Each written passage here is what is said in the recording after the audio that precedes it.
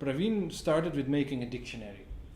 The dictionary had quite a few things, but more things, but also the terms, as we now call them. We had pulse, we had pacing, we had flow, and a counterpoint became the big.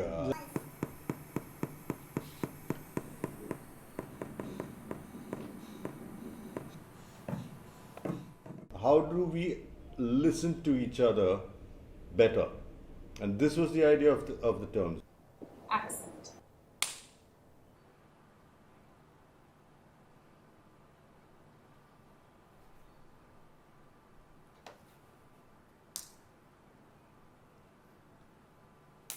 Dynamic, for instance, it has a very particular usage in music. And can we actually come to that a similar kind of particularity while working with the body?